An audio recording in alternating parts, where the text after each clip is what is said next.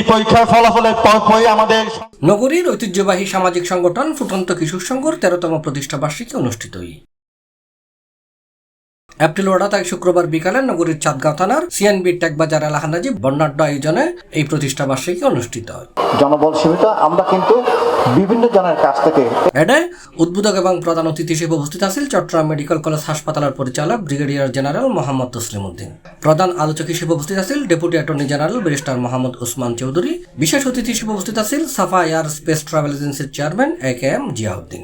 MRI machine থাকবে। অনুষ্ঠানের সংবর্ধিত অতিথি হিসেবে উপস্থিত আছেন association of alliance Chittagong district governor SM. Aziz এবং অনুষ্ঠানত গুণীজন সংবর্ধনা প্রাপ্ত অতিথি ও বিশেষ আলোচক আছেন এটিএন নিউজের চট্টগ্রাম বিভাগীয় ব্যুরো প্রধান ও হেড অফ নিউজ এস.এম. আকাশ। যদি কারো কোনো রকম সাহায্য লাগে, এটা রুগী হোক, রুগী কল্যাণ সমিতির মাধ্যমে হোক, আমরা এটা কিন্তু চেষ্টা করে যাব। রুগী আসলে কোনো সময় আমার কাছ থেকে কোনো রুগী ফেরত যায় না। একটু কষ্ট করতে হয়, কি জন্য? আমার বেড খালি থাকে না। এটা হচ্ছে, আমি প্রথমে বলেছি, আমাদের 500 বেডের হাসপাতাল, আমার রোগী থাকে 3 থেকে 3,500। এই বাংলাদেশ আমার, এই সমাজ আমার, এই দেশ আমার, এই জাতি আমার, আমরা সকল ধর্ম পেশার মানুষ এখানে বসবাস করি। আপনারা যারা ছাত্র সমাজ আছেন, আপনারা আমাদের, আমরা যারা ছাত্র সমাজ আছি, আমরা আমাদের, আপনারা আমাদের একে অপরের অলংকার। এই অলংকারকে অলঙ্কিত করে ছাত্র সমাজের হাত দিয়ে বাংলাদেশ নির্মাণ হয়েছে, ছাত্র সমাজের হাত দিয়ে বাংলাদেশ বিনির্মাণ হয়েছে এবং ছাত্র সমাজের হাত দিয়ে বাংলাদেশ সোনার বাংলা অবশ্যই হবে।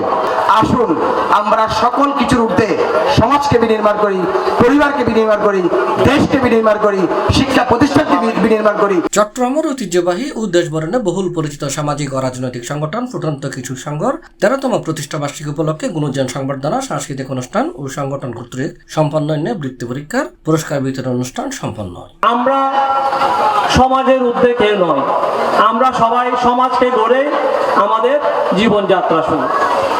এটাই আমাদের মনে এবং আমাদের চিন্তা চেতনায় ধারণ করতে হবে। আমরা যারা ভালো রাখো ভালোই, আর যারা মন্দ আছেন তাদেরকেও আমরা টেনে আনতে হবে, বসাতে হবে, বোঝাতে হবে। তাদের যে প্ল্যাটফর্ম যেভাবে কাজ করে যাচ্ছে, আমি তাদেরকে ধন্যবাদ জানাই। আগামী দিনে তাদের আরো উত্তরোত্তর সাফল্য কামনা করছি।